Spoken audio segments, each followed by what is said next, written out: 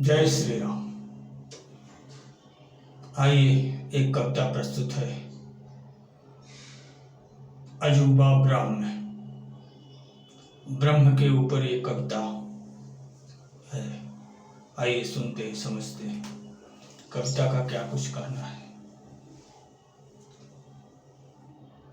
ब्रह्म ही एक सच्चा अजूबा, ब्रह्म ही एक सच्चा अजूबा, अन्य कुछ भी अजूबा नहीं है।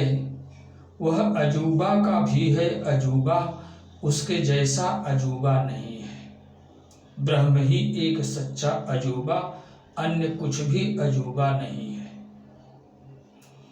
देखा जिसने वही जग है जाना, अन्य जग जानते ही नहीं है। जाना जो जग वही उसको माना, अन्य जन मानते ही नहीं है।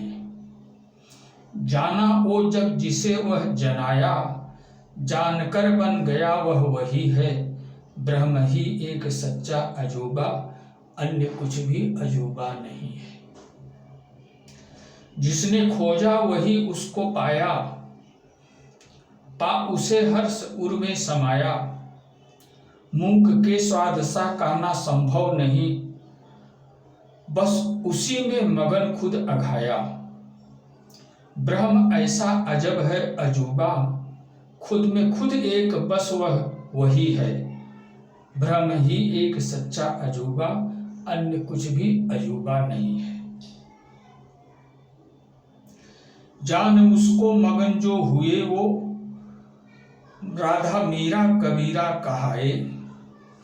खुद में ही खुद मगन, खुद का गाए भजन, खुद की गंगा जगत में बहाए। जिसका कर अनुसरण पादकी भी तरे, भक्त में भक्त उनसा नहीं है। ब्रह्म ही एक सच्चा अजूबा, अन्य कुछ भी अजूबा नहीं है। त्याग तप योग वैराग्य का जो पथिक, त्याग तप योग वैराग्य का जो पथिक, सिर्फ मंजिल वही जग में पाए। त्याग सर्वस्व जग जो उसे चाहता, प्रेम से नित उसे ओ रिझाए। चित की सत से लगी भक्तिमय दिल लगी, विश्व ब्रह्मांड बस एक वही है। ब्रह्म ही एक सच्चा अजूबा, अन्य कुछ भी अजूबा नहीं है। जग में जो तप तपा वह ही कुंदन बना, अन्य कुंदन कहाते नहीं है। ढोंग जो जग किए खुद को खुद ही ठगे, ओ कभी उसको पाते नहीं है। शंभु तप के सिवा सिद्धि संभव नहीं, शंभु तप के सिवा सिद्धि संभव नहीं। हर तपस्वी की सिद्धि वही है। ब्रह्म ही एक सच्चा अजूबा, अन्य कुछ भी अजूबा नहीं है। वह अजूबा का भी है अजूबा, उसका जैसे अजूबा नहीं है। तो ये कविता ब्रह्म के बारे में बयां कर रही है जानकारी। वह ब्रह्म इस विश्व ब्रह्मांड का एकमात्र अजूबा वह ब्रह्म ही है। और इस संसार में कोई अजूबा नाम की चीज नहीं है। एक अजूबा चीज अगर कोई है तो वो इस विश्व ब्रह्मांड का अजूबा परम सत्य परम ब्रह्म परमात्मा ही है। उसके सिवा इस संसार में दूसरा कुछ अजूबा नाम की चीज नहीं है। वह अजूबों का भी अजूबा है। उसके जैसा इस विश्व ब्रह्मांड में और कुछ अजूबा नहीं है।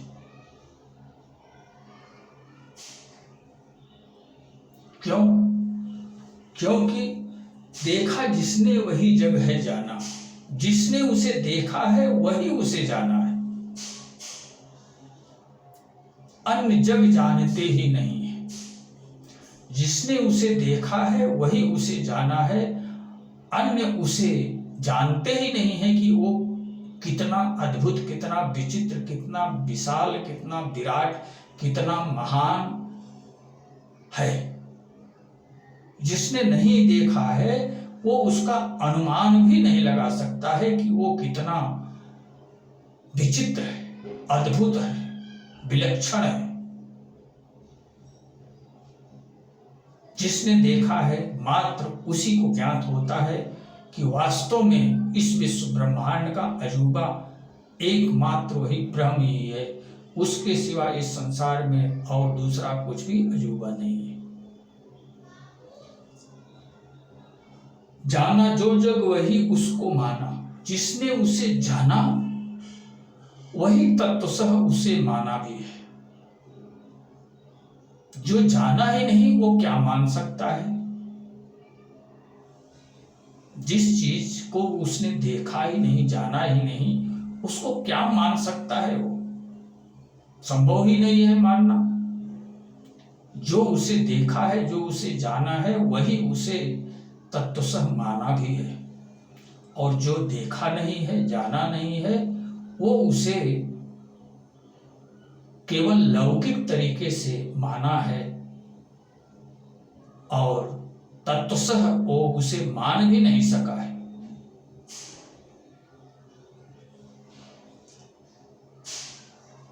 जाना वो जग जिसे वह जनाया, और आश्चर्य की बात है उसे वही जाना है जिसे वो खुद जना दिया है। किसी में ये सामर्थ्य नहीं है कि उसे जान ले। वो तो दया प्रेम के कारण, भक्ति भाव के कारण, तन्मयता के कारण, समर्पण भाव के कारण वो अपने भक्तों को स्वयं जना देता है। और जिस पर वो द्रवीभूत होकर के जना दिया वही एकमात्र उसे जान पाता है। बाकी किसी में ये सामर्थ्य ही नहीं है कि उसे किसी तरह अपने पुरुषार्थ पराक्रम से उसे जान ले। उसे वही जाना है जिसे वो जना देता है। बाकी और कोई उसे जान ही नहीं सका आज तक संसार में।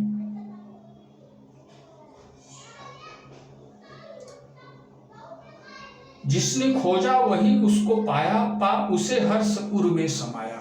जिसने उसे जी जान से खोजा है, सच्ची लगन से, सच्ची श्रद्धा भक्ति से, सच्चे प्रेम को साथ में लेकर के, आशा भरी आस श्वास विश्वास में प्रकट सदा रघुनाथ, जो जन ध्याये पद कमल प्रभु नित तिनके साथ।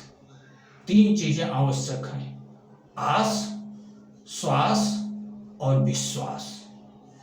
तो श्वास तो चल ही रही है जीवन में, लेकिन आस और विश्वास की बहुत आवश्यकता, विशेष आवश्यकता होती है।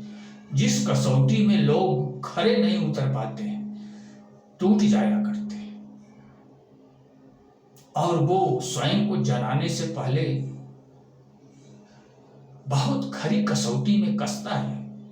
जो टिक गया वो उसे पा लिया, जो नहीं टिक पाया, जिसका विश्वास खो गया, जिसकी आस टूट गई, वो उसे नहीं पाया। वो जन्मों जन्मों तक तपस्या करके भी वो निराशा ही हाथ लगी, उसे नहीं पाया। लेकिन जिसका आस और विश्वास प्रबल रूप से दृढ़ रहा, वही उसे प्राप्त कर सका है। अन्य उसे कोई प्राप्त नहीं कर सका है। मूक के स्वाद सा कहना संभव नहीं, बस उसी में मगन खुद अघाया। वो गूंगे का स्वाद है। जैसे गूंगा किसी चीज को खा करके उसके स्वाद को बयां नहीं कर सकता है, ठीक उसी तरह उस ब्रह्म को देख करके उस ब्रह्म के बारे में कुछ भी बयां करना संभव नहीं है।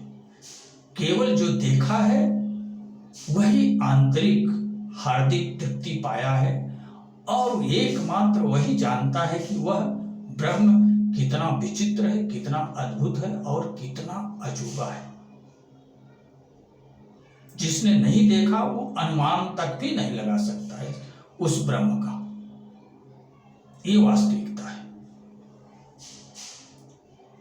ब्रह्म ऐसा अजब है अजूबा, खुद में खुद एक बस वह वही है। वो ऐसा अजूबा है कि अपने आप में स्वयं में वो वही एकमात्र वैसा अजूबा है, उसकी उपमा किसी तरह नहीं दी जा सकती, क्योंकि उसकी उपमा इस विश्व ब्रह्मांड में है ही नहीं, इसलिए उसकी उपमा दी ही नहीं जा सकती। उसके जैसा कोई और है ही नहीं। वो स्वयं स्वयं ही स्वयं के जैसा है। जान उसको मगन जो हुए वो, राधा मीरा कबीरा कहाए। उसको जो जान करके देख करके तृप्ति को प्राप्त हुए, वो इस संसार में राधा, मीरा, कबीरा, सूरदास, तुलसी इत्यादि नामों से संसार में विख्यात हो गए। उसके गुण गाते गाते उसी में तन्मय हो गए। ये उसके दिखने का प्रभाव होता है। जो संसार की सारी चीजों को त्याग करके एक उसी में तन्मय हो जाए, उसे ही समझ लो कि वह पाया है। और जो केवल शास्त्रों पुराणों की बातों को बताए और ब्रह्म की किसी भी तरह कोई भी चर्चा करे, ये जरूरी नहीं है कि वो पाया ही है, क्योंकि जो पाया है वो उसी में खो गया है। उसके लिए सब कुछ एक वही है, उसके सिवा और उसके जीवन में किसी और के लिए कोई जगह नहीं। और राधा, कबीरा, मीरा, सूर, तुलसी बन के इस संसार में विख्यात हो गया।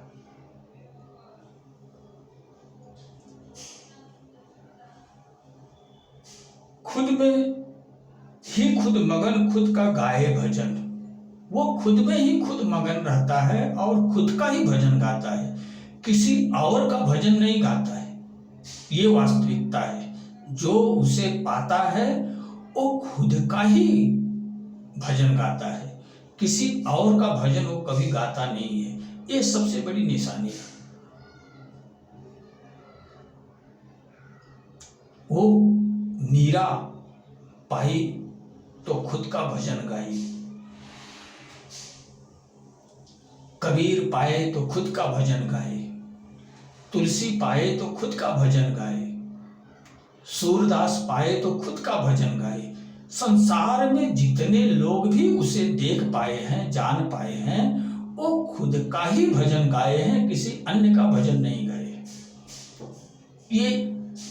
ये जानने वाले की एक विशेष निशानी है।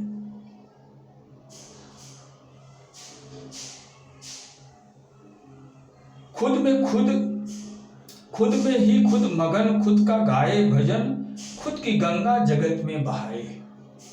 वो अपने विचारों की गंगा इस संसार में स्वयं एक धारा बहा दिए। किसी की धारा गंगा की तरह है, तो किसी की धारा यमुना की तरह है, तो किसी की धारा सरयू की तरह है, तो किसी की धारा किसी तरह है, तो किसी की धारा किसी तरह है। तो जो पाया वो स्वयं की ही गंगा बहाया है, किसी और गंगा में वो गोता नहीं लगाया, किसी गंगा में और नहीं बहा है। ये पाने वाले का सबसे बड़ा सबूत है।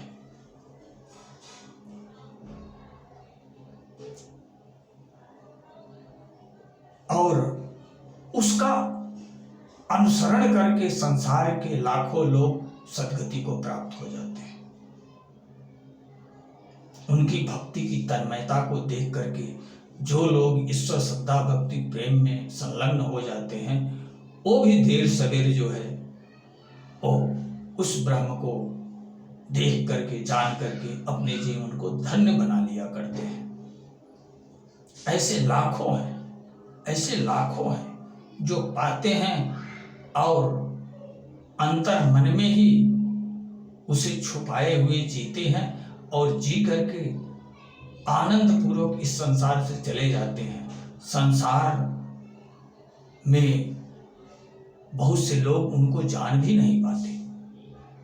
ऐसे भी बहुत से लोग हैं जो पाए और पा करके स्वयं अघाए, तृप्त हुए, आनंद मगन जीवन जिए और जी करके इस संसार से चले गए।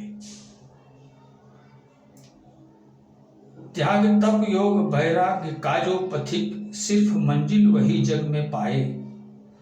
त्याग सर्वस्व जग जो उसे चाहता, प्रेम से नित उसे वो रिझाए। चित्त की सत से लगी भक्तिमय दिल लगी, विश्व ब्रह्मांड बस एक वही है। ब्रह्म ही एक सच्चा अजूबा, अन्य कुछ भी अजूबा नहीं है। ब्रह्म को पाना आसान नहीं है। इस शरीर को तप में तपाना पड़ता है, उतनी तपस्या करना पड़ता है, उतनी तन्मयता अपने अंदर पैदा करना पड़ता है। काफी संघर्ष के बाद उस ब्रह्म की एक झलक मिल पाती है। इतना आसान नहीं है, क्योंकि वो विश्व ब्रह्मांड का सबसे, संसार का सबसे कीमती, सबसे अनमोल हीरा है। उसे पाना इतना आसान नहीं है और कोई इतनी आसानी से उसे पा नहीं सकता है। उसे पाने के लिए मिटना पड़ता है, जीते जी मरना पड़ता है, मर के फिर जीना पड़ता है। जब इंसान स्वयं को मिटाने की सामर्थ्य से युक्त हो जाता है, तभी उसको पाने का हकदार बनता है, तभी वो अधिकारी बनता है ब्रह्म ज्ञान का। उसके पहले नहीं। जब तक आप स्वयं को मिटाने नहीं सीख लेते, तब तक आप उसको पा नहीं सकते, क्योंकि अवस्थाएं 4 हैं: जागृत, स्वप्न, सुप्त और तुर्यावस्था। तो ये जो जागृत अवस्था है, ये भी एक तरह से जागृत नहीं है, फिर भी जागृत कही जाती है। जबकि ये जागृत अवस्था मोह माया की नींद में जीव खोया हुआ रहता है। ये वास्तविक जागृत अवस्था नहीं है। ये मोह माया की नींद में खोई हुई जागृत अवस्था है। और सुप्तावस्था तो सुप्तावस्था ही है, स्वप्नावस्था तो स्वप्नावस्था ही है। लेकिन जो चौथी अवस्था होती है, तुर्यावस्था, तुर्यावस्था वही उस प्रभु मिलन की अवस्था होती है। और वो अवस्था क्षणिक होती है, बहुत छोटी होती है। उसे अपनी तपस्या से सींच करके उस अवधि को बढ़ाना पड़ता है। पहले वो कुछ ही सेकंड की होती है, लेकिन जब आदमी उसमें बार बार रमण करता है, बार बार रमण करता है, तो धीरे धीरे अपनी तन्मयता, अपनी तपस्या से उस तुर्यावस्था को बढ़ा लेता है। और वो धन्य होता है जो उसे बढ़ा लेता है। घंटों घंटों, दिनों दिनों, महीनों महीनों, वर्षों वर्षों उसी अवस्था में जो स्थिर हो जाता है। एक तराजू है, तराजू की जो डाली है, तराजू की डाली बिल्कुल सीधी रेखा में, बिल्कुल सीधी रेखा में जब होती है, तो उसे ही तुर्यावस्था कहते हैं। न थोड़ा भी नीचे, न थोड़ा भी ऊपर, बिल्कुल सीधी। तराजू की जो डंडी होती है, ऊपर लकड़ी होती है, वो जब बिल्कुल सीधी होती है, उसी अवस्था को तुर्यावस्था कहते हैं। इधर लटकी तो जागृत में आ गई, उधर लटकी तो सुप्तावस्था में चली गई। और जागृत अवस्था से जब सुप्तावस्था में हम जाते हैं, उसी के मध्य में एक स्वल्प समय की अवस्था है, तुर्यावस्था, और उसी अवस्था में ब्रह्म की अनुभूति होती है। जब हम न जागते हुए होते हैं न सोए हुए होते हैं, बीच में जब होते हैं, उसी समय ब्रह्म की अनुभूति होती है। और एक झलक पाते ही ये जीवन कृतकृत्य हो उठता है। और एक बार एक झलक मिल गई तो जीवन भर वो साधक उसी सुख का आदी हो जाता है और उसी सुख में वो तन्मय होकर के लगा रहता है। क्यों लगा रहता है? कि बार बार उसी ब्रह्म के साक्षात्कार दृश्य को देखना चाहता है, क्योंकि वो इतना दिव्य है, इतना मीठा है, इतना विराट है, इतना विशाल है। जिस समय उस ब्रह्म की अनुभूति होती है, उस समय वो व्यक्ति स्वयं के लिए मिट जाता है। और जैसे ही सत और चित्त का एकाकार होता है, वो व्यक्ति नहीं रहता, वो ब्रह्मांडमय विशाल विराट बन जाता है, संपूर्ण ब्रह्मांडमय व्याप्त हो जाता है। और वो पन इतना दिव्य है, इतना अद्भुत है, इतना मीठा है कि उस पन में कोई साधक एक बार पहुंच गया तो जीवन भर, पूरा जीवन उसका उसी प्रयास में जाता है, बार बार उसी अवस्था को चख लूं, उसी अवस्था में पहुंच जाऊं, एक बार आओ, और यही सोच करके वो तन्मय हो जाता है। उसके सिवा उसको और संसार में दूसरा कुछ सोचता नहीं है। उसका दर्शन इतना दिव्य है, इतना मीठा है, इतना रोचक है। और रहस्य की बात यह है कि सारे संसार का सार तत्व तो उसके दर्शन मात्र में ही नहीं था। उसके दर्शन में ही संसार का सर्वस्व समाया हुआ है। उसके दर्शन देते ही साधक कुछ से कुछ हो जाता है।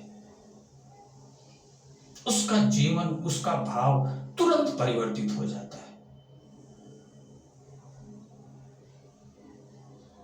वो संकीर्णता से निकल करके व्यापकता में गोता लगाने के योग्य बन जाता है। तो एक परिवर्तन होता है ब्रह्म को देखने पे, ब्रह्म को जानने पे, ब्रह्म की अनुभूति करने से। तो जो त्याग तप योग वैराग्य में अपने शरीर को निर्विकारी बनाते हैं, वही तो उसको पाने के अधिकारी होते हैं। बाकी तो लोग जो है विकारों से ग्रसित हैं, इस अवस्था में तो उसे देखना संभव ही नहीं है। जब वो निर्मलपन को पाते हैं, निर्विकारी बन करके जब निर्मल स्वच्छ बनते हैं, तब उस अवस्था में उसका साक्षात्कार करने के योग्य बनते हैं। और कोई अगर विकारी उसे देख ले तो वो तो विक्षिप्त हो जाएगा, वो अपने आप को संभाल ही नहीं सकता, क्योंकि उसे कच्चे घड़े में जल थाम करके रुकना, वो सामर्थ्य कच्चे घड़े में नहीं होती है। जल को धारण करके स्थिर रहने की सामर्थ्य मात्र पके हुए घड़े में होती है। तो जब तक मनुष्य अपने जीवन को योग तपस्या की अग्नि में तपा करके परिपक्व नहीं बनाता है, तब तक उस ब्रह्म की कृपा को धारण करने की उसके अंदर सामर्थ्य ही नहीं होती है। अगर किसी साधारण व्यक्ति में वो प्रकट हो जाए तो कच्चे घड़े की तरह फूट जाएगा। और वो अंतर्यामी है, वो जानता है, और वो उसी घड़े में अपनी कृपा रूपी जल को भरता है, जो घड़ा परिपक्व हो गया है। थोड़ा भी कच्चा है तो वो अपनी कृपा को उसमें कभी नहीं उड़ेलेगा। जब वो परिपक्व हो जाएगा, सामर्थ्य युक्त हो जाएगा, तब ही ईश्वर उस घड़े में अपनी कृपा को भरता है, क्योंकि वो अंतर्यामी है, क्योंकि वो सब कुछ जान रहा है। वही अंदर भी है और वही बाहर भी है, वही सारे संसार में भी है। उसके सिवा इस संसार में दूसरा कोई है ही नहीं। ये जितने भी प्रारूप, जितने भी स्वरूप दिख रहे हैं हमको, आपको, चींटी से लेकर हाथी से लेकर मानव से लेकर के जितने भी जीवधारी दिख रहे हैं, सब पुरुष प्रकृति के ही प्रतीक हैं। शरीर प्रकृतिमय है और उसकी आत्मा पुरुषमय है। पुरुष प्रकृति के अलावा इस विश्व ब्रह्मांड में दूसरा कोई है ही नहीं। यही वास्तविकता है।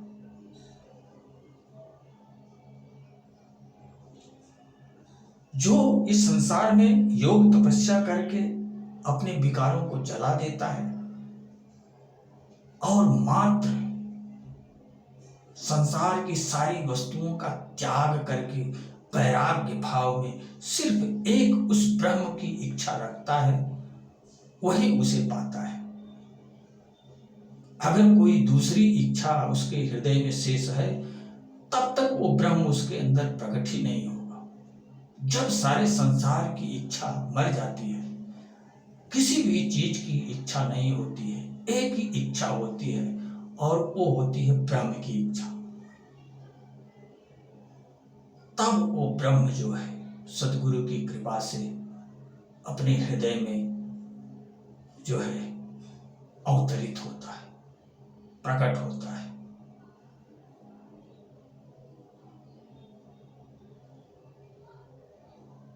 घट घट मेरा साइया खाली घट ना कोई, बलिहारी वा घट की जाघट प्रगट होए। हर घट में वही है, उसके सिवा और कोई दूसरा है ही नहीं। लेकिन वही घट धन्य है जिस घट में वो प्रकट हो जाए। और प्रकट तब होगा जब वो घट उसको धारण करने के योग्य बनेगा। तो वो ब्रह्म इस संसार का सबसे बड़ा, सबसे अद्भुत, सबसे विचित्र अजूबा है। उसे जिसने देखा है, जिसने जाना है, वो उसी का जीवन है, वो उसी का प्राण है, वो उसी का सर्वस्व है। उसके सिवा वो संसार में अपना कुछ मानता ही नहीं, जानता ही नहीं। सब कुछ एक उसका वही ब्रह्म ही है। ब्रह्म के सिवा और उसका कुछ भी संसार में नहीं। वो दिन रात उसी के चिंतन मनन में तन्मय रहता है। यही उस व्यक्ति का लक्षण होता है। उसके सिवा बाकी और कुछ भी उसे इस संसार में पसंद नहीं आता। तो आप भी मानव, आप भी प्रयास करो, उसे जानने का, देखने का, पहचानने का प्रयास कर सकते हो, क्योंकि उसी लिए तो इस संसार में आए हो। वही तो मुख्य कार्य है। लेकिन आप उसे भूल करके कुछ और करने में लग गए हो। तो उसे जानो,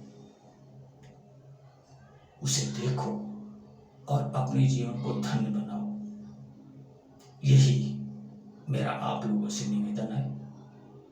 और इसी के साथ मैं अपनी वाणी को विराम देना चाहूंगा। जय श्री राम।